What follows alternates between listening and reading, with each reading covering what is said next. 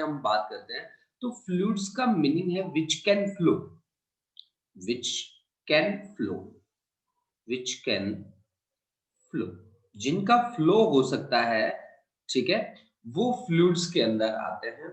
और इसमें स्पेशली हम बात करते हैं गैसेस की और लिक्विड्स की, कि अगर हम एक्सटर्नल फोर्स लगाएं और एक्सटर्नल फोर्सेस के कारण उनका फ्लो स्टार्ट हो जाए, then these are called as fluids. ठीक है, हम यहाँ पे फ्लूइड्स को दो तरह से स्टडी करेंगे, एक मोशन में और एक रेस्ट में। ठीक है, तो जहां रेस्ट में हम स्टडी करेंगे, आप बोलते हैं कि स्टडी ऑफ फ्लूइड्स,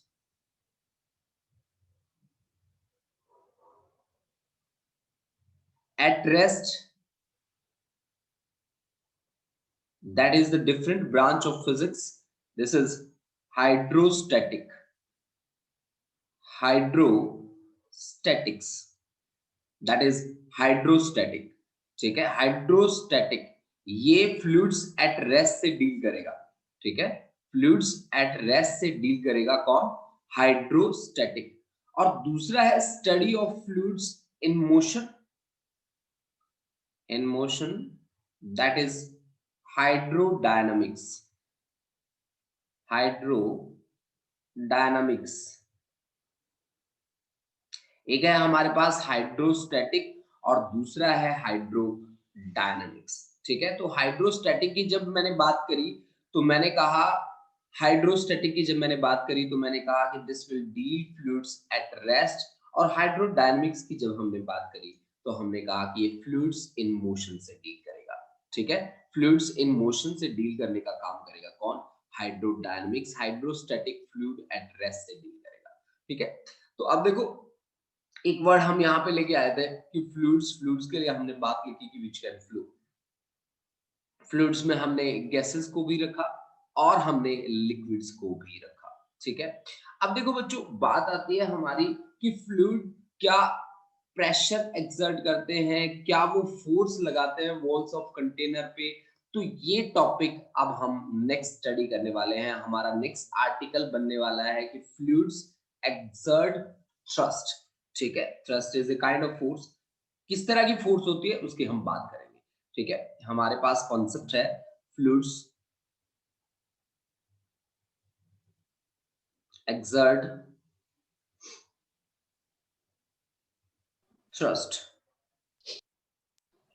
देखो बच्चों, मैंने कल आपके साथ नोट्स, मेरे हैंड रिटन नोट्स थे, वो मैंने शेयर करे थे, इसीलिए शेयर करे थे ताकि आप लोगों को पहले से पता हो कि हाँ जी हमें ये चीज हमारी क्लास में स्टडी करनी है, इस चीज को हमें पढ़ना है। ठीक है, तो मैं उम्मीद करता हूं कि आप में से लगभग बच्चों ने वो चीजें जरूर पढ़ी होंगी। ठीक है, जो आज हमें क्लास में यहाँ पे स्टडी करनी है वो चीजें आपने जरूर पढ़ी होंगी, मैं ये सोच रहा हूँ। ठीक है, अगर आप लोगों में से किसी ने नहीं पढ़ रखी हैं वो बातें, तो प्लीज आप आज रिवीजन कर लेना। ठीक है, अब दिन में रिवाइज कर लेना थोड़ा सा, क्योंकि वो सारी की सारी चीजें आज मुझे आज के दिन में कवर करनी है। ठीक है, आज मैं उनको कवर करके चलूंगा, चाहे मेरी 2 से 3 क्लासेस ही क्यों ना लगानी पड़ जाए मेरे को। ठीक है, तो ये बात आप ध्यान रखना बच्चा लोग। ठीक है, देखो भाई, ये मैं एक कंटेनर ले रहा हूं जिसमें मैंने लिक्विड रखा है, और लिक्विड को मैंने रेस्ट में रखा है यहाँ। ठीक है, लिक्विड हमने किस में रखा है? रेस्ट में रखा है। ठीक है, हरमनदीप कौर बेटा अपने आप को म्यूट कर लो बच्चे। अब देखो बच्चों, अब हम क्या बात कर रहे हैं? हम कह रहे हैं कि देखो अगर आप किसी भी लिक्विड के लिए बात करते हो तो लिक्विड के जो मॉलिक्यूल्स हैं वो थर्मल वेलोसिटी के कारण क्या वॉल ऑफ कंटेनर से स्ट्राइक नहीं करेंगे? 100% श्योर है कि जो लिक्विड के मॉलिक्यूल्स हैं वो वॉल्स ऑफ कंटेनर, ठीक है, वॉल्स ऑफ कंटेनर स्ट्राइक तो करते ही करते हैं। और वॉल ऑफ कंटेनर से स्ट्राइक करते हैं इसका मतलब क्या है? कि उनके पास मास है और कुछ ना कुछ वेलोसिटी है। और मास है उनके पास और कुछ वेलोसिटी, इसका मतलब क्या है? उनके पास मोमेंटम है। अब देखो बच्चों, मोमेंटम क्या होता है? मोमेंटम होता है मास इनटू वेलोसिटी। मैंने क्या कहा कि भाई यहाँ पे उनके पास है थर्मल वेलोसिटी।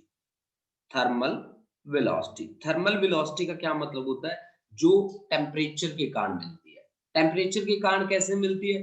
क्योंकि आप काइनेटिक एनर्जी का फॉर्मूला बताते हो मुझे, half k B into T. K B is the Boltzmann constant and T is the temperature. तो काइनेटिक एनर्जी जो बनती है वो डायरेक्टली प्रोपोर्शनल बनती है किसके? टेम्परेचर के। अगर टेम्परेचर की प्रेजेंस है तो 100% श्योर है काइनेटिक एनर्जी होगा ही होगा। अब कुछ काइनेटिक एनर्जी से जब पार्टिकल मूव कर रहा है, काइनेटिक एनर्जी क्या चीज होती है? काइनेटिक एनर्जी होती है बच्चों क्या? हाफ एम वी स्क्वायर, मतलब मास है और वेलोसिटी है तो ही काइनेटिक एनर्जी है। और मास और वेलोसिटी है तो क्या चीज है? तो मोमेंटम भी तो है। यानी कि किसी मोमेंटम से वो स्ट्राइक करता है इसकी वॉल पे, क्या वो इसकी दीवार को तोड़ के बाहर निकल जाता है? मैं आपसे क्वेश्चन पूछूं एक सिंपल। भाई आपने एक कंटेनर में लिक्विड डाला है, मान लो आपने पानी ही डाला है, ठीक है? तो क्या उस पानी के मॉलिक्यूल्स उस कंटेनर की दीवार को तोड़ के बाहर निकल जाते हैं? कभी देखा है आपने? नहीं निकलते। तो वो क्या होते हैं? वो यहां से स्ट्राइक करने के बाद रीबाउंस करते हैं, रीबाउंस करते हैं लगभग विद सेम मोमेंटम, ठीक है ना? तो यानी कि उनकी जो मोमेंटम है वो चेंज हुई है। और उस, अगर मैं यहाँ इस फिगर से देखूं, यहाँ पे जिस कंटेनर में मैं बात कर रहा हूं, तो चेंज इन मोमेंटम इनिशियल उसकी थी mv, माइनस फाइनल मोमेंटम क्या है? उसकी डायरेक्शन अपोजिट है, माइनस mv। यानी कि मोमेंटम में चेंज कितना हुआ? Delta p, that is equal to 2mv। Now that change in momentum per unit time, momentum में चेंज पर यूनिट टाइम क्या होता है? फोर्स होता है। और उस फोर्स को मैं यहाँ पे क्या नाम दे रहा हूं? इस फोर्स को मैं क्या नाम दूं? है ना? अच्छा लग रहा है ना वर्ड? ये फोर्स कैसी फोर्स होती है? हमेशा एक नॉर्मल फोर्स होती है। नंबर एक बात, इस नॉर्मल फोर्स का जो लिक्विड एक्सर्ट कर रहा है, इसी नॉर्मल फोर्स को हम बोलते हैं थ्रस्ट ऑफ फ्लूइड। थ्रस्ट, ठीक है? इसी नॉर्मल फोर्स का नाम क्या है? थ्रस्ट है। तो ये इसके पीछे एक सिंपल कहानी है जिसमें हमें फोर्स को थ्रस्ट के इक्वल प्रूव करके चलना होता है। देखो भाई बच्चों, सीधी सी बात याद रखो, कोई भी फ्लूइड है चाहे गैस ही क्यों ना है, अगर उसको हमने किसी कंटेनर में रखा तो वो कंटेनर की वॉल्स पे क्या एक्सर्ट करता है? उसको मोमेंटम ट्रांसफर करता है, और वॉल्स भी उसको रिटर्न में मोमेंटम ट्रांसफर करती है। दैट मींस पार्टिकल्स की मोमेंटम में क्या होता रहता है? चेंज होता रहता है, ठीक है? मोमेंटम में चेंज होता है तो फोर्स होती है। हाँ, इंटरनल फोर्सेस का इफेक्ट बहुत ज्यादा नहीं होता। इंटरनल फोर्सेस का इफेक्ट ज्यादा ना होने के कारण ऐसा कभी नहीं होता कि वो कंटेनर को तोड़ के बाहर निकल जाए। लेकिन आपने देखा ना कि अगर हम कई जगह टेम्परेचर को इंक्रीज कर देते हैं तो कंटेनर जो बंद है बिल्कुल, ठीक है, तो वो कंटेनर को तोड़ देते हैं, चटक जाता है शीशा, ग्लास की अगर हम बात करें। टेम्परेचर को बहुत ज्यादा इंक्रीज कर देते हैं तो क्या होगा? काइनेटिक एनर्जी पार्टिकल्स की बहुत ज्यादा इंक्रीज हो जाएगी। और उस इंक्रीज काइनेटिक एनर्जी से ये हो सकता है कि पार्टिकल पेनिट्रेट करने की कोशिश कर जाएं कंटेनर को, ठीक है ना? पार्टिकल्स पेनिट्रेट करने की कोशिश कर, कई बार बहुत ज्यादा गर्म चाय एकदम से हम ग्लास के अंदर डाल दें तो ग्लास फूट जाता है, देखा होगा आपने, ठीक है? तो वहां पे काइनेटिक एनर्जी जो पार्टिकल्स की होती है वो बहुत ज्यादा हो सकती है। जो कंटेनर की वॉल्स हो सकता है उतना मोमेंटम उनको ऑफर ना कर पाए, उनकी मोमेंटम बहुत ज्यादा हो, उनकी मोमेंटम बहुत ज्यादा है, दैट मींस उनकी काइनेटिक एनर्जी बहुत ज्यादा हो सकती है, ठीक है ना बच्चों? बहुत ज्यादा हो सकती है उस सिचुएशन में। अब एक बात करते हैं हम, एक लिक्विड को इक्विलिब्रियम में मैं प्रूव करने की कोशिश करता हूं, देखता हूं कि वहां किस तरह के फोर्सेस लगते हैं। ए लिक्विड इन इक्विलिब्रियम, देखो मेरे जो स्टेप्स हैं वो वही हैं जो मैंने आपको नोट्स में दिए हैं, ठीक है ना? तो सबसे बड़ा फायदा जब आप नोट्स को पहले से स्टडी कर लेते हो तो आपका कॉन्सेप्ट बिल्कुल टिप्स पे प्रिपेयर हो जाएगा। इक्विलिब्रियम, ठीक है? तो बच्चों आज जिन बच्चों ने नहीं पढ़े थे वो नोट्स, प्लीज नेक्स्ट क्लास के लिए उन नोट्स को एक बार रफली पढ़ लेना चाहिए, बट पढ़ना जरूर, ठीक है? एक बार रफली पढ़ लेना। देखो बच्चों, अब मैंने क्या करना है, मैं इक्विलिब्रियम ऑफ रेस्ट ले रहा हूं। इक्विलिब्रियम किसका? रेस्ट का। रेस्ट किसके लिए ले रहा हूं? लिक्विड के जो पार्टिकल्स हैं उनको मैं रेस्ट में ले रहा हूं। ले लूं? हाँ जी, ठीक है। अब हमने लिया एक कंटेनर, उस कंटेनर में हमने क्या भरना है? लिक्विड भरना है। ऐसे, ये मैंने ले लिया एक कंटेनर, ठीक है। अच्छा बड़ा सा कंटेनर ले रहा हूं, ठीक है। इस तरह का मैंने कंटेनर लिया, इस कंटेनर में मैंने लिक्विड फिल कर दिया, ठीक है, कुछ हाइट तक। और इसके अंदर मैं डुबो रहा हूं, इमर्स कर रहा हूं एक ऑब्जेक्ट को। एक ऑब्जेक्ट को मैं इसके अंदर डुबो रहा हूं, ठीक है। तो मेरे पास ऑब्जेक्ट है, 3 डायमेंशनल शेप का ऑब्जेक्ट है, ठीक है। अब उसकी शेप कैसी है वो मैं यहां पे बना रहा हूं, देखो ऐसे, ठीक है। इस तरह की शेप का मेरे पास एक ऑब्जेक्ट है, ठीक है। अब हम इसको ऐसे मिला देते हैं।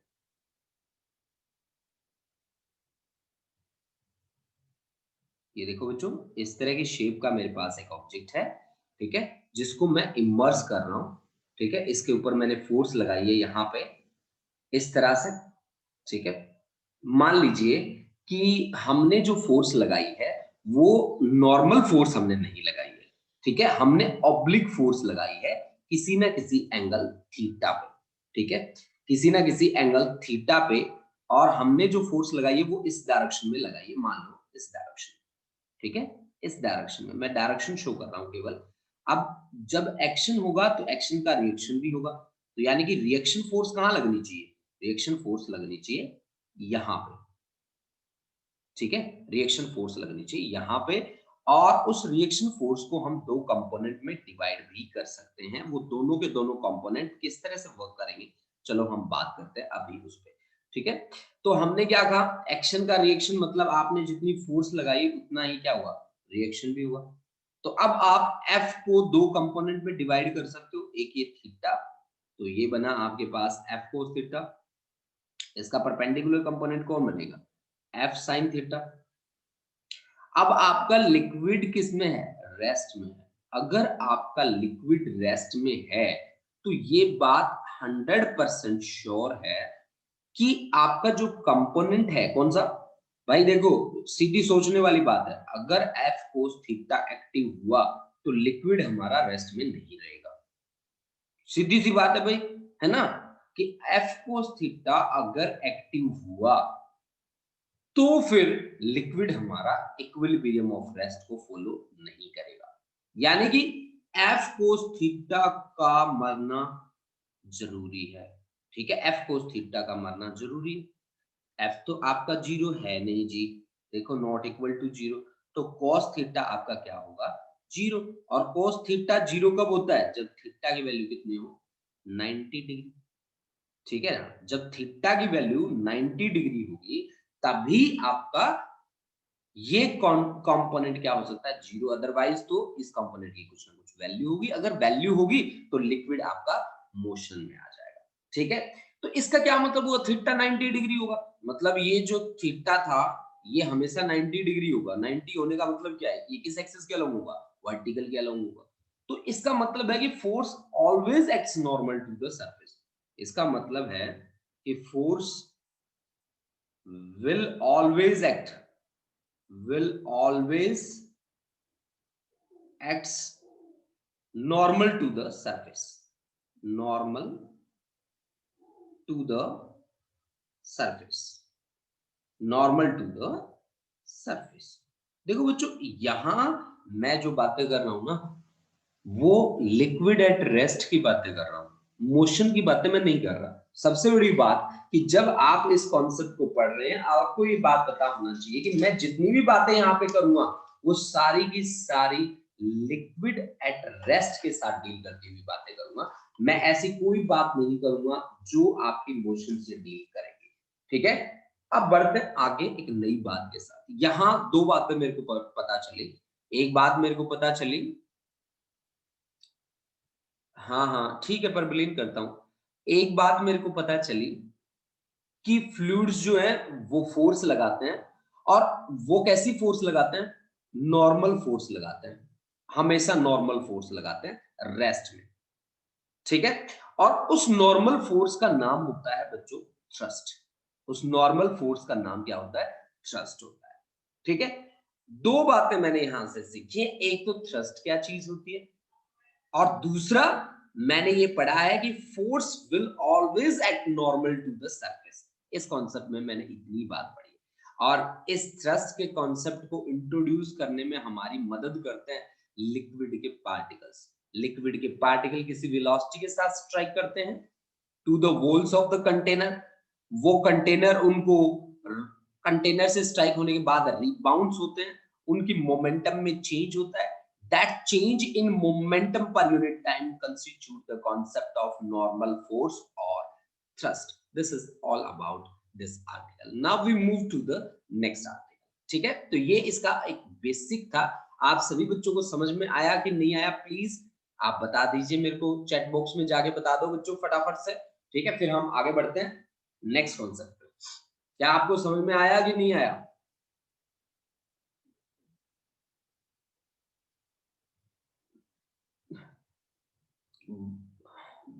अमरवीर समझ में आ गया? अच्छा आ गया, बहुत बढ़िया। हाँ यूट्यूब पर इसकी अपलोडिंग इसकी रिकॉर्डिंग अपलोड करेंगे, बिल्कुल करेंगे बेटा, बिल्कुल। बहुत बढ़िया, यानी कि हरमनदीप कौर, कवलप्रीत कौर, अमरवीर कौर, खुशदीप, वेरी गुड, बहुत बढ़िया, शाबाश। सभी बच्चे अटेंटिव हैं, बहुत बढ़िया। देखो बच्चों, हमने, मेरा जो बेसिक टारगेट है ना, वो थ्योरी बहुत ज्यादा रट्टे मरवाने का नहीं है। मेरा जो बेसिक टारगेट है, वो मेरा बेसिक टारगेट है कि आप न्यूमेरिकली बड़े स्ट्रॉन्ग हो जाओ, ठीक है। तो जल्दी से जल्दी मैं सिलेबस आपका कंप्लीट करके आपको फिर से न्यूमेरिकल्स पे लेके आऊंगा, ठीक है। थ्योरी मैं करवाऊंगा, नो डाउट, थ्योरी मैं कंप्लीट करवाऊंगा आपको, ठीक है। लेकिन जैसे ही आपकी थ्योरी कंप्लीट होती है, ठीक है, वैसे ही मैं आपको दोबारा से न्यूमेरिकल पोर्शन पे लेके आऊंगा, जिस पोर्शन को मैं बहुत ज्यादा इंपॉर्टेंट मानता हूं।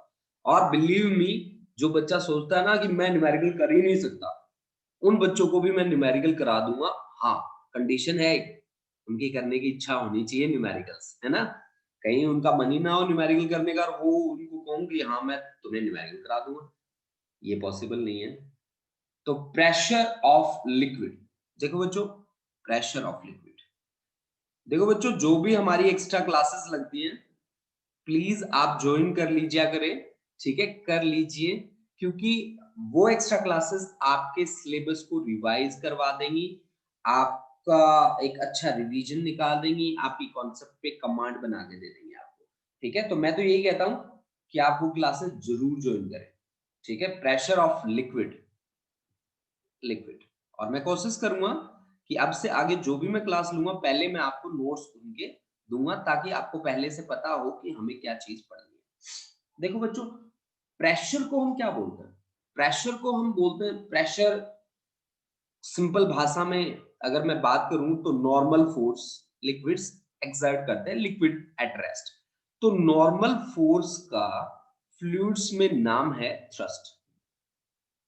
नॉर्मल फोर्स को हम बोलते हैं थ्रस्ट, ठीक है। Exerted by a liquid,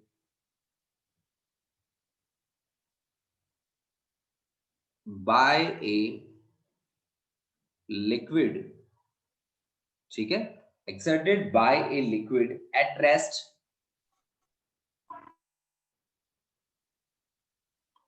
at rest per unit area,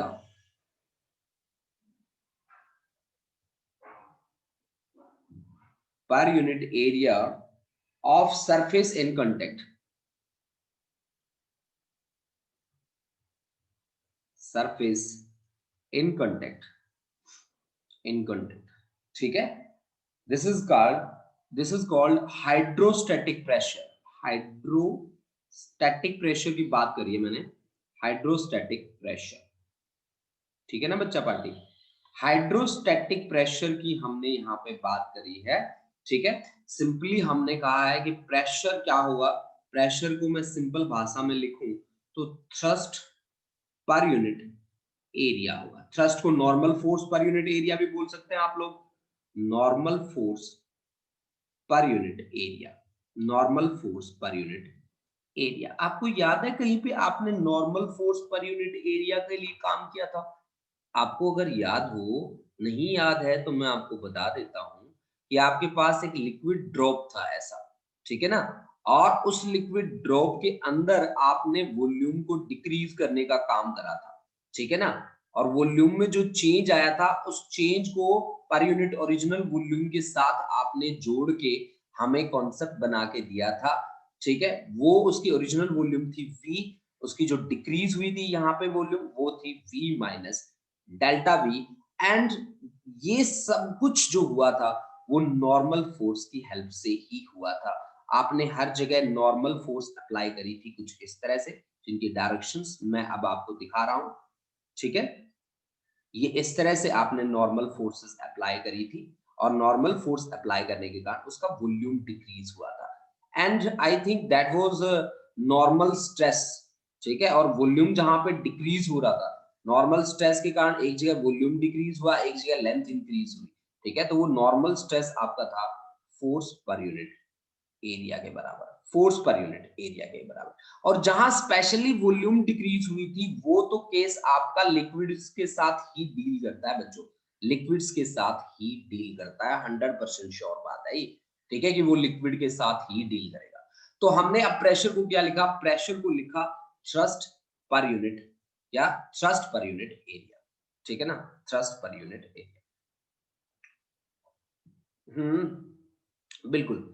अगर मैं बात करूँ ना, तो आपने जब सॉलिड में जाके काम किया इसके साथ, तो इसका नाम आपने रखा था वहाँ पे स्ट्रेस। बस यही बात है कि जब आप सॉलिड्स के साथ डील कर रहे थे, तब ये स्ट्रेस नाम से मशहूर था, ठीक है ना? इसके चर्चे चलते थे स्ट्रेस नाम से। तो P is equal to force, force का डायमेंशन फॉर्मूला क्या होता है? फोर्स का डायमेंशन फॉर्मूला होता है M1L1 T-2 और divide by area, this is L2। तो इसका डायमेंशनल फॉर्मूला बन जाता है बच्चा party M1 L-1 T-2। This is the dimensional formula for pressure, ठीक है? इसकी SI और CGS यूनिट हम लिख देते हैं। इसका SI unit force upon area, force का होता है भाई न्यूटन, एरिया का मीटर स्क्वायर, तो न्यूटन पर मीटर स्क्वायर। इसको देख के मास 1 है तो किलोग्राम, लेंथ -1 पर मीटर पर सेकंड स्क्वायर, ठीक है? इसी तरह से आप सीजीएस यूनिट भी लिख सकते हो जो बहुत इजी है आप लोगों के लिए। न्यूटन की जगह पे डायन लिख दोगे, मीटर की जगह पे सेंटीमीटर, और किलोग्राम की जगह पे ग्राम, और मीटर की जगह पे सेंटीमीटर, और पर second. This is all about the SI and CGS unit. Now we will talk about the pressure. Pressure में हम क्या करते हैं कि particles क्या होते हैं? Rebounds होते हैं, ठीक है? Rebounds होते हैं। तो इस तरह का एक मैं किस तरह से हम मेजरमेंट कर सकते हैं प्रेशर की? क्या हमारे पास कोई apparatus है जिसकी हेल्प से हम मेजरमेंट कर सकते हैं? तो मैंने एक apparatus बनाया भाई, देख लो, हो सकता है आपको अच्छा लग जाए apparatus, ठीक है? अगर ना अच्छा लगे तो बता देना भाई, मैं अपना apparatus वापस ले जाऊंगा इसको, ठीक है? अब देखो भाई बच्चों, अब हमने क्या किया कि हम क्या करते हैं, यहाँ पे एक पिस्टन लगा देते हैं ऐसे, ठीक है? जो पिस्टन है ना बहुत इजीली मूव कर सकता है, ठीक है? ऐसे एक पिस्टन हमने लगा दिया यहाँ पे जो मूव कर सकता है, ये पिस्टन है, ठीक है? इसके ऊपर फोर्स लगाएंगे ऐसे, तो ये इसकी मूवमेंट शुरू हो जाएगी, ठीक है? अब देखो यहाँ पे हमने लगाया फोर्स, ठीक है? यहाँ पे हमने लगाया फोर्स ऐसे, ठीक है? ऐसे इस तरह से यहाँ पे फोर्स लगाया एक यूनिट एरिया पे, तो हमारे सामने कॉन्सेप्ट कंस्टिट्यूट हुआ प्रेशर का। लेकिन इसको मेजर कैसे कर सकते हैं? इसको मेजर करने का बहुत ही अच्छा तरीका मैं बता देता हूँ कि यहाँ जितना आप प्रेशर एक्सर्ट कर रहे हो, आप क्या काम करो कि एक स्प्रिंग लगा दो, जैसे कि आपने यहाँ पे अटैच किया एक स्प्रिंग ऐसे। देखो भाई बच्चों, स्प्रिंग ये आपने लगा दिया बेटा, स्प्रिंग लगा दिया। अब देखो आपने क्या कहा है कि सर प्रेशर इज फोर्स पर यूनिट एरिया। मैंने कहा भाई बिल्कुल सही बात है, आपकी बात बिल्कुल जायज है, फोर्स अपॉन एरिया होगा। लेकिन यहाँ पे जितना आप अप्लाई करोगे फोर्स, जितना आपका अप्लाइड होगा, उतना ही क्या होगा, रीस्टोरिंग होगा। क्यों होगा? क्योंकि स्प्रिंग लगा दिया ना आपने। अगर स्प्रिंग लगा दिया तो इसका काम क्या होता है, ये फटाफट से कौन सा काम शुरू कर देता है, रीस्टोरिंग फोर्स वाला। और रीस्टोरिंग फोर्स आपके पास कितना होता है, माइनस ऑफ के एक्स के बराबर होता है। माइनस क्यों लगाते हैं? क्योंकि जिस डायरेक्शन में डिस्प्लेसमेंट होगा उसका अपोजिट रहेगा ही। यानी कि प्रेशर का अगर मैग्नीट्यूड आपको चाहिए, तो यहाँ पे फोर्स आपकी अप्लाइड किसके बराबर है, रीस्टोरिंग के बराबर है। F A is equal to F R, area तो सेम रहेगा ना। तो एफ आर की वैल्यू कितनी है, के एक्स डिवाइड बाई ए। अब आपको स्प्रिंग आपने जो यूज किया है उसका स्प्रिंग कांस्टेंट तो पता ही होगा, डिस्प्लेसमेंट आपको पता है कितना ट्रेवल किया गया है, और एरिया आपको पता है, that is you can measure directly the value of pressure, that is kx by a. This value we will use further in numericals. ठीक है, हम न्यूमेरिकल्स में इसका यूज करेंगे बच्चों, ये बात आप याद रखना। ठीक है, अब एक चीज आप देखो कि आपने क्या कहा है मेरे को, आपने कहा है कि प्रेशर होता है ना सर, वो होता है फोर्स अपॉन एरिया। तो मैं यहां से क्या मान के चलूं कि pressure is inversely proportional to area. अगर मैंने एरिया को डिक्रीज कर दिया तो प्रेशर क्या हो जाएगा, इंक्रीज हो जाएगा। कहाँ देखा है मैंने ऐसा कुछ देखा है? हाँ, मेरे घरों में अब दिवाली का सीजन चल रहा है, त्योहारों का सीजन चल रहा है, नई नई पेंटिंग आती है, बहुत से फोटो फ्रेम बना के लाते हैं हम, और दीवार के ऊपर उसको दीवार पे लगाते होते हैं। तो दीवार पे लगाने से पहले मैं एक पतली सी पिन लेके आता हूँ, और मैं कहता हूँ कि इस दीवार के अंदर इसको क्या कर देते हैं, दीवार के अंदर इसको एक हथौड़ी की हेल्प से, हथौड़ी लेते हैं और उसकी हेल्प से उसको, तो आपने उसका देखा होगा जो एंड होता है ना वो बिल्कुल नुकीला होता है। नुकीला होने का क्या मतलब है, उसका एरिया ऑफ क्रॉस सेक्शन बहुत कम होता है। अगर उसका एरिया ऑफ क्रॉस सेक्शन कम होगा तो प्रेशर क्या होगा, ज्यादा। मतलब आप हथौड़ी से थोड़ी हल्की सी भी चोट मारोगे तो वो दीवार के अंदर चली जाएगी। कील, कील होती है जो आप ठोकते हो तो उस पे आपने सिंगल विनरी लगानी है, तो वो उनके नुकीले एंड्स होते हैं। नुकीले एंड्स क्यों होते हैं, ताकि एरिया ऑफ क्रॉस सेक्शन क्या किया जा सके, कम किया जा सके। अगर कम कर दिया तो प्रेशर क्या हो जाएगा, बहुत ज्यादा हो जाएगा। एक छोटा सा एग्जांपल और देता हूं आपको, जैसे कि आपके बैग्स हैं, स्कूल के बैग्स होते हैं जो, उनके जो हैंडल होते हैं ना वो चौड़े होते हैं। ठीक है, देखा होगा आपने, उनकी चौड़ाई बहुत ज्यादा होती है। क्यों? क्योंकि एरिया बढ़ जाए। अगर एरिया बढ़ जाएगा तो प्रेशर क्या हो जाएगा, कम हो जाएगा। ठीक है, एरिया बढ़ जाएगा तो प्रेशर क्या हो जाएगा, कम हो जाएगा। अब देखो बच्चों, एक आपने ये देखा होगा कि कई बार हम हमारा मूड हो जाए अच्छा सा, और मॉर्निंग वॉक पे हम निकल पड़े, और रास्ते में कंकड़ पत्थर मिल गए हमें, कंकड़ पे हम चढ़ गए।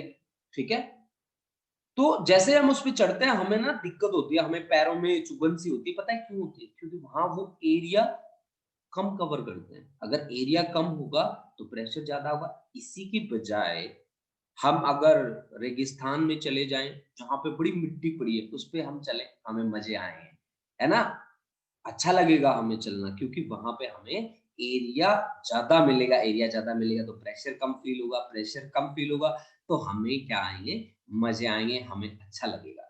ठीक है, रेलवे जो ट्रैक्स होते हैं, रेलवे ट्रैक्स तो आपने देखे होंगे, रेलवे ट्रैक तो सभी बच्चों ने देखे।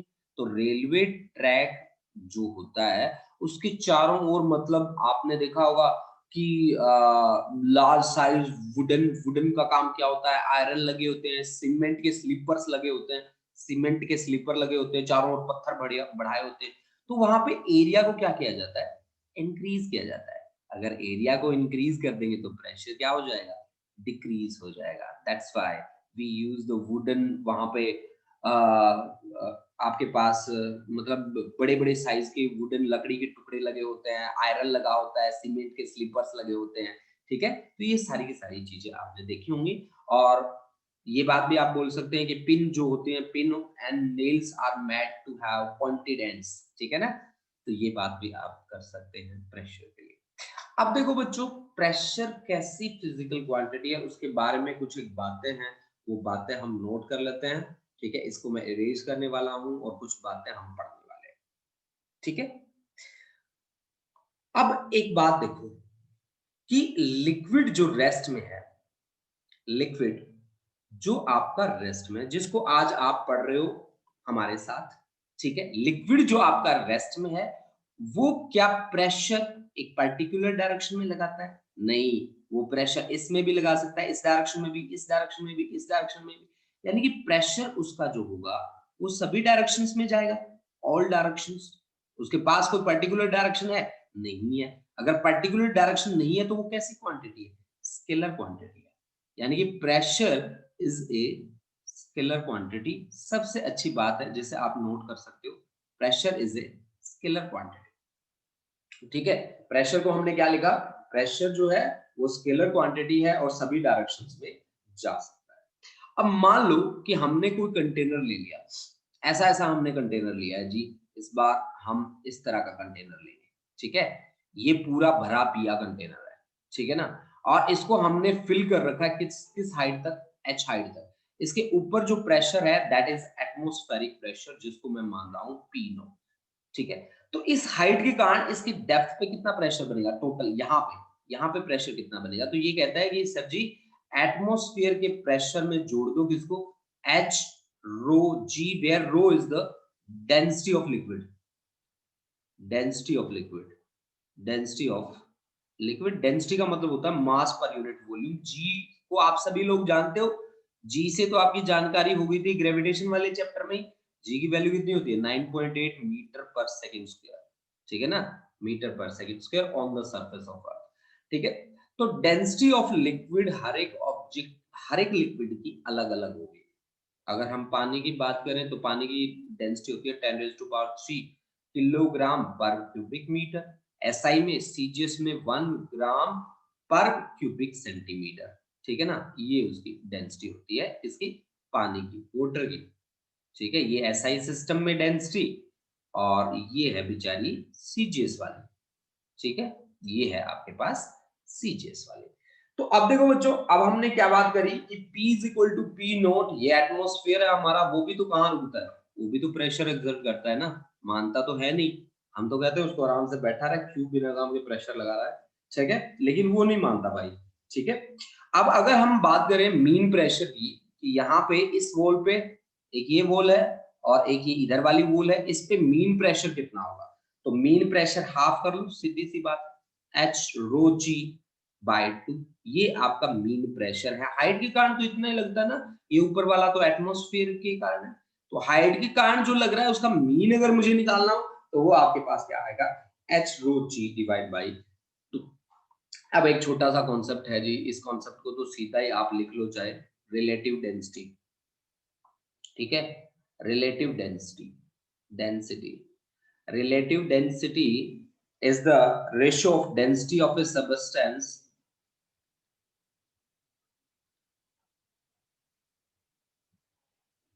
divided by density of water at 4 degree Celsius temperature, 4 degree Celsius temperature, ठीक है। तो this is about the relative density. Now we are going to cover the most important article of this part, ठीक है। चलो बच्चों start करते हैं। अच्छा इंपॉर्टेंट आर्टिकल मैं लेके आया हूँ, उस इंपॉर्टेंट आर्टिकल को अब हम स्टार्ट करते हैं। वो आर्टिकल हमारे पास क्या है देखिए, variation of pressure with depth. ये है हमारे पास आर्टिकल की वेरिएशन ऑफ प्रेशर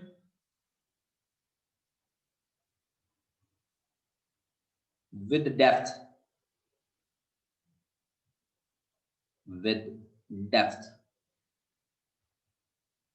अब हमें प्रेशर की वेरिएशन चेक करनी है कि प्रेशर में जो वेरिएशन होगी डेप्थ के अकॉर्डिंग वो कितना वेरिएशन होगा। वैसे तो मुझे पता है P is equal to h rho g होना चाहिए, ठीक है ना। लेकिन फिर भी लेट अस चेक कि एक्चुअली जो मैं बात कर रहा हूं क्या वो बात सही है। अगर वो सही नहीं है तो फिर उस बात में मेरे को थोड़ा सा चेंज करना पड़ेगा, है ना। वो चेंज किस तरह से मैं करूंगा, चलो ये सारी की सारी बातें करते हैं इस आर्टिकल के साथ चल के, ठीक है। चलो इस आर्टिकल के साथ चलते हैं थोड़ा सा, ठीक है। ये मैं कंटेनर ले रहा हूं बच्चों, और उस कंटेनर में मैं लिक्विड फिल करके चलूंगा, ठीक है। और उसमें एक सिलेंड्रिकल शेप का ऑब्जेक्ट भी इमर्ज करूंगा, ठीक है।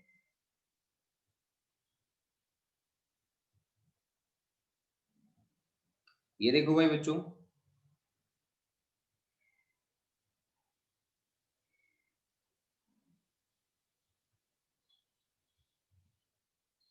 इस तरह का हमारे पास एक कंटेनर है।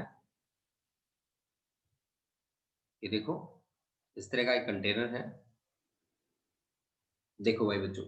और इस कंटेनर में हमने लिक्विड फिल करना है। लिक्विड फिल करने से पहले मैं एक सिलेंड्रिकल शेप का ऑब्जेक्ट रख लेता हूं इसके अंदर, ठीक है। ये मेरे पास एक सिलेंड्रिकल शेप का ऑब्जेक्ट है जिसको मैं यहाँ इसके अंदर रख रहा हूँ, ठीक है। और उस पर मैं फोर्स लगाऊंगा और फोर्स लगा के उसको इमर्स करूंगा, अंदर डुबो दूंगा, ठीक है। देखो भाई, ये है मेरे पास इस तरह की शेप, सिलेंड्रिकल शेप का ऑब्जेक्ट है, ठीक है। और ये डिफॉर्म्ड शेप नहीं है, एक पर्टिकुलर रेगुलर ज्योमेट्री है। उसका क्रॉस सेक्शनल एरिया जो है वो कांस्टेंट रहता है थ्रू आउट इट्स लेंथ, ठीक है। ये भी आप थोड़ा सा आपको ध्यान रखना पड़ेगा। इसमें लिक्विड फिल कर रहा हूं बच्चों, ये देखो इस तरह से। ये मान लो मैंने एक लिक्विड फिल कर दिया जिसकी कुछ डेंसिटी है, वो डेंसिटी मान लेते हैं रो के बराबर है, ठीक है। ये देखो इस तरह से। और यहाँ पे हमने नॉर्मल फोर्स लगाई है बच्चा पार्टी, ऐसे इस तरह से हमने फोर्स लगाई है। और आपको पता है, आपने थोड़ी देर पहले मेरे को बताया था कि लिक्विड भी नॉर्मल फोर्स लगाता है। तो लिक्विड जिस डायरेक्शन में फोर्स लगाएगा वो डायरेक्शन भी मैंने कंसीडर यहाँ पे कर ली है, ठीक है। तो यानी कि लिक्विड जिस डायरेक्शन में फोर्स लगाएगा वो तो है जी ये अप थ्रस्ट वाली या नॉर्मल फोर्स वाली, ठीक है ना। इस फोर्स को मान लो आप F2। आपने जिस फोर्स जो फोर्स लगाई है वो मान लो जी F1। और ऑब्जेक्ट का weight always acts vertically downward, मान लो ये इसका सेंटर ऑफ मास है और ये वर्टिकली डाउनवर्ड एक्ट करता है वेट। तो आप इसको मान लो this is the direction of weight that is equal to mg, that is equal to mg। अब देखो बच्चों, इसका क्रॉस सेक्शनल जो एरिया है, एरिया ऑफ क्रॉस सेक्शन जो है इसका, दैट रिमेन्स यूनिफॉर्म। यहाँ पे एरिया अगर a है तो यहाँ पे भी a ही है। यहाँ पे प्रेशर मान लो बच्चों P1 और यहाँ पे प्रेशर मान लो बच्चों P2, यहाँ पे प्रेशर मान लो P2। तो सबसे पहली बात कि यहाँ पे फोर्स F1 को मैं कैसे लिख सकता हूँ, F1 को लिख सकता हूँ pressure into area, P1 into A. और F2 को कैसे लिख सकता हूँ, F2 को मैं लिख सकता हूँ P2 इनटू एरिया ए के बराबर, ठीक है। अब आप मेरे को बताओ कि कौन कौन सी फोर्स है जो नीचे एक्ट कर रही है, कौन सी है जो ऊपर एक्ट कर रही है। F1 और mg नीचे की तरफ एक्ट कर रही है और F2 ऊपर की तरफ एक्ट कर रहा है। अगर ये ऑब्जेक्ट हमारा इस सिचुएशन में रेस्ट में है तो F1 plus mg will balance, किसको बैलेंस करेंगे, वो बैलेंस करेंगे किसको, F2 को, ठीक है ना। वो किसको बैलेंस करेंगे, F2 को बैलेंस करके चलेंगे, ठीक है। अब हमारा टारगेट क्या है, अब हमारा टारगेट है कि इसकी जो हाइट है, इसकी खुद की जो हाइट है वो हम मान लेते हैं h। ये हमारा जो ऑब्जेक्ट है ना उसकी हाइट हम मान लेते हैं h के बराबर। तो अब हमने क्या लिखा, फोर्स होती है प्रेशर इनटू एरिया। तो pressure P1 into area A, F1 की वैल्यू है। मास आपका किसके बराबर होता है, मास होता है भाई, मास होता है, डेंसिटी की क्या होती है डेफिनेशन, डेंसिटी होती है जी मास अपॉन वॉल्यूम, होती है ना। तो मास हो गया जी आपका किसके बराबर, मास हो गया जी आपका volume into density, volume multiplied by density, है ना। वॉल्यूम क्या होता है जी, वॉल्यूम होता है बच्चों एरिया इनटू लेंथ, को वॉल्यूम से लिख सकते हैं और मल्टीप्लाइड बाय क्या, डेंसिटी, डेंसिटी, है ना। तो एरिया हमने ले रखा है ए के इक्वल, अच्छा जी। और उसकी लेंथ उसकी हाइट के बराबर है, उसकी हाइट है जी h। डेंसिटी हमने ले ली जी इस मटेरियल की कितनी, रो के बराबर। और इनटू आगे कौन बैठा है g, है ना। ये area into height that is volume, volume into density that is mass, mass into acceleration due to gravity that is force, and that is equal to F2. F2 is nothing but equal to P2 into A. Now calculate the value of P1 minus P2 और P2 minus P1, कोई बात नहीं, P2 minus P1 निकालो। तो P2A minus P1A वो किसके बराबर बना, A H रो G। अब आपको सीधा सीधा दिख रहा है कि यहाँ पे A कॉमन है सभी में, तो ए कॉमन है तो सीधा सीधा कैंसिल कर दो, ठीक है। तो P2 माइनस P1 आपके पास क्या बना, H रो जी। अब आप ध्यान से देख सकते हो कि P2 प्रेशर है बॉटम पे और P1 जो प्रेशर है वो है ऊपर वाले सरफेस पे। तो बॉटम का प्रेशर माइनस सरफेस का pressure that becomes equal to h rho g. मतलब अगर आपको यहाँ पे प्रेशर डिफरेंस निकालना है किसी हाइट पे, तो that pressure difference will be h rho g, है ना। अब आप मान सकते हो कि इफ सी, मान लो कि दोनों के दोनों पॉइंट्स है, ये इसको सी लिख दो और इस पॉइंट को मान लो डी लिख दो। अगर सी और डी सेम लेवल पे लाई करते हैं तो क्या होगा, if C and D lies at same level, same level, same level का क्या मतलब है, सेम लेवल का मतलब है हाइट को जीरो करने की बात कर रहे हो। अगर हाइट जीरो होगी तो प्रेशर आपके क्या हो जाएंगे, बराबर हो जाएंगे, P2 is equal to P1 हो जाएगा, ठीक है। अब मान लो कि आप यहां बैठे थे सरफेस पे, यहां सरफेस पे बैठे हो, सरफेस पे आपका P1 किसके बराबर होगा, एटमॉस्फेरिक प्रेशर के बराबर होगा ऑन सरफेस, ऑन सरफेस, ठीक है। Surface P1 is equal to atmospheric pressure, ठीक है। और P2 इज इक्वल टू मान लो आप P के बराबर, P2 इज इक्वल टू मान लो आप P के बराबर। तो P2 को P रख दो, P minus atmospheric pressure that is equal to किसके, एच रो जी। यानी कि प्रेशर आपका जो बॉटम पे है वो किसके बराबर होगा, atmospheric pressure plus H rho जी के बराबर होगा। ऐसी ऐसी बात तो हम शायद पीछे भी पढ़ के आए थे, ठीक है ना। ऐसी ऐसी बात तो हमने पढ़ी थी शायद, मुझे याद है, ठीक है। तो आपके पास P minus P A is equal to h rho g, और मैंने नोट्स में स्पेशली मेंशन किया है बच्चों, आप लोगों से पूछा है मैंने, ठीक है। वो मैंने पूछा है कि ब्लड प्रेशर हमारे पैरों में ज्यादा होगा कि ब्रेन में ज्यादा होगा, ठीक है। मैंने आपसे पूछा है ये स्पेशल बात की, इसी कॉन्सेप्ट पे बेस है, ठीक है।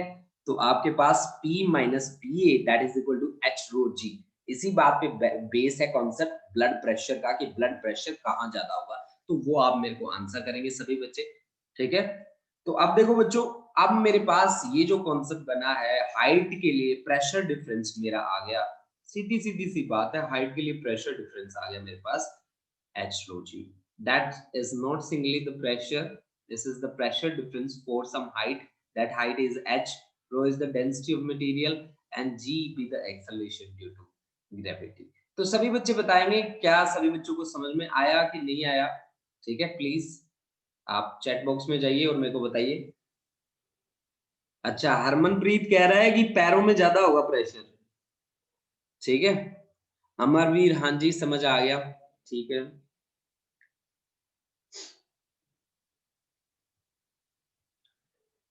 अच्छा जी, कमलप्रीत कौर क्लियर है, ईशान क्लियर है, सहज क्लियर है, दैट्स गुड, वेरी गुड, बहुत बढ़िया। वंशिका, परबलीन, नवदीप सिंह, अमरवीर कौर, ठीक है भाई बच्चों। सभी बच्चे बताया करो बेटा, जितने बच्चे बैठे हो यहाँ पे सभी बच्चे ये बात बताया करो बच्चों, और अटेंडेंस ले लेता हूं मैं आपकी, सबसे जरूरी जो काम होता है। हाँ जी, ये है मेरे पास अमरवीर कौर और एक अमरवीर भी है। अच्छा, ये मेरे को मैसेज करके बताओ, अमरवीर कौर, एक अमरवीर, एक अर्शदीप सिंह, हरलीन कौर, हरमनप्रीत सिंह, ईशान, कमलप्रीत कौर, खुशदीप, मनिंदर सिंह, नवदीप सिंह, परबलीन कौर, प्रिंस, रोमिका शर्मा, सहज कौर, करण, वंशिका, ठीक है। क्या इनमें से कोई और बच्चा बाकी रहता है भाई? अगर कोई और बाकी रहता है तो अभी अभी मेरे को चैट बॉक्स में जाके आप बता सकते हो। सर अमनप्रीत कौर, सर अमनप्रीत कौर है, अच्छा अच्छा, ठीक ठीक ठीक ठीक, समझ गया समझ गया, ठीक है। एक अमरवीर है और एक अमरवीर और अमरवीर और अमरवीर कौर, अच्छा। अमनप्रीत कौर है। अच्छा अच्छा, ठीक है भाई, ठीक है। मैंने दोनों के नाम लिख लिए बेटा। ठीक है, मैंने दोनों के नाम लिख दिया। अब रजिस्टर में मैच करके आपके आगे अटेंडेंस लगा दूंगा। ठीक है, ठीक है बच्चों। देखो भाई, आज की क्लास हमारी कैसी रही? अच्छी रही। अब इस पे न्यूमेरिकल भी करना शुरू हो जाएंगे हम लोग। ठीक है, अब जो नेक्स्ट क्लास होगी मेरी, वो नेक्स्ट क्लास आप लोगों की आज होगी, कितने बजे होगी भाई? आपकी होगी 3:15 बजे, है ना? तो सभी बच्चे 3:15 वाली क्लास जरूर अटेंड किया करो बच्चों, उसमें रिवीजन हो जाती है आप लोगों की। ठीक है ना?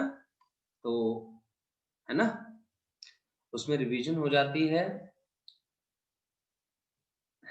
खुशदीप, हाँ वीडियो अपलोड कर दूंगा बच्चे, ये अपलोड हो जाएगी बेटा वीडियो, आप टेंशन मत लो। ठीक है, और जल्दी मैं यूट्यूब पे शुरू करूंगा। बट मेरा सही से मैं बताऊं आपको कि मैंने कैमरा वगैरह परचेज भी कर लिए, लेकिन उससे ना वो बात बनी नहीं अब तक। ठीक है, तो जल्दी हम स्टार्ट करेंगे। मैं भी जल्दी से जल्दी आपके लिए वीडियो बनाऊंगा नई नई। ठीक है, अगर ऐसे हम लाइव क्लास नहीं ले पाए तो मैं रिकॉर्डिंग बनाऊंगा आप लोगों के लिए, आप टेंशन ना लो। बहुत ही बेहतरीन वीडियो आएंगी। ठीक है, चलो थैंक यू बच्चों, thank you, thank you students.